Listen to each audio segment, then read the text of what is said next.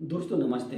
दोस्तों आज का टॉपिक का विषय ये है कि कोई व्यक्ति का विचार या कोई समस्या आपके मस्तिष्क में कैसे घुसती है। देखिए, आपके शरीर में दो ही चीज़ घुस सकती है। एक भौतिक चीज़ घुस सकती है, एक अभौतिक चीज़ घुस सकती है। जैसे मतलब भौतिक चीज़ में भोजन ले लीजिए, तो भोजन आपके शरीर में घुस सकती है, जा सकता है। जैसे आप खाएँगे या इंजेक्शन है, इंजेक्शन के माध्यम से कोई न्यूट्रिएंट्स है या कोई दवा है, तो क्या शरीर में चला जाएगा। जैसे मान लीजिए आप मुँह से कोई दवा नहीं ले पा रहे हैं, तो डॉक्टर क्या करता है, इंजेक्शन लेता है और आपके शरीर में लगाता है और वो दवा आपके शरीर में काम करती है। लेकिन आपके मन में अगर कोई चीज़ नई चीज़ भेजना है, अच्छी विषय वस्तु आपको मन में भेजना है, तो क्या उसको इंजेक्शन के माध्यम से आप अपने मन में भेज देंगे? जैसे मान लीजिए आपका लड़का है, चाहे आपका भाई है, उसको गणित का ज्ञान नहीं आ रहा है, गणित को समझ में नहीं आ रहा है, उस गणित के ज्ञान को उसके मन के अंदर भेजना है, तो आप कैसे भेज पाएँगे?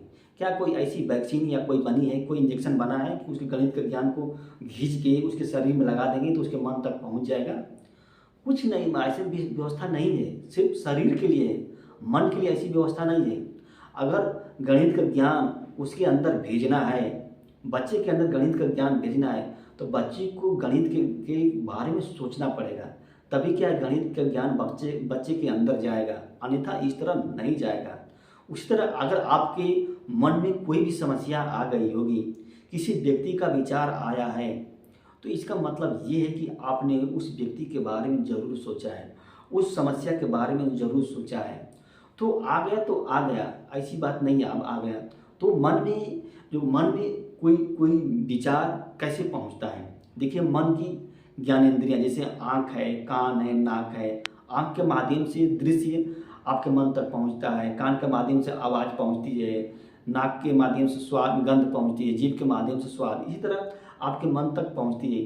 देखिए, किसी व्यक्ति का विचार जो है आपके जब सोचते हैं तब पहुँचती है आपको, उसका मतलब सोचें। तो आप उसको मान लीजिए आपके जीवन में कोई भी घटनाएँ घटी हैं, तो स्वाभाविक बात है आप उसको सोचेंगे। कोई व्यक्ति आपके जीवन में आया है, तो आप उसके बारे में सोचेंगे। फिर आगा तो अब वो उस व्यक्ति का व्यवहार, उस व्यक्ति का विचार, उस व्यक्ति का आदत आपके ब्रेन में, आपके मन तक आएगी। फिर वो व्यक्ति क्या है, आपके जीवन से चला गया है, आपके जीवन से, और आप उसको उसके बारे में और सोचना स्टार्ट कर रहे हैं, या उस व्यक्ति ने आपके जीवन में धोखा दे दिया है और इससे आपको और जैसे सोचते हैं उसके बारे में तो और आपको दिक्कत होती है। तो आप उस व्यक्ति को निकालने का प्रयास करते हैं, तो व्यक्ति निकलेगा, कभी व्यक्ति निकल नहीं पाएगा। जैसे मैं इसको एक हमारे सर जी थे, एक कहानी बता रहे थे कि मतलब एक गरीब व्यक्ति था, वो धनवान बनना चाहता था। तो वो किसी साधु से मिला था, संत से, ऋषि से मिला था। तो ऋषि ने कहा कि यार मैं तो अब बूढ़ा अवस्था में आ गया हूँ, मैं सिर्फ भगवान और ईश्वर के बारे में सोचता हूँ, मतलब अपने और ईश्वर के बारे में सोचता हूँ, अब मैं कुछ नहीं कर पाऊँगा।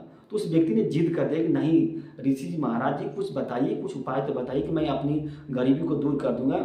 तो उसने ऋषि ने कहा ठीक है, अच्छा एक पत्थर लेके आओ, मैं उस पर एक मंत्र लिख देता हूँ और तुम उस मंत्र को पढ़ना, तुम्हारी गरीबी दूर हो जाएगी। तो उसने पत्थर लाया, मंत्र लिख दिए। अब तुरंत मंत्र को लेकर आने लगा।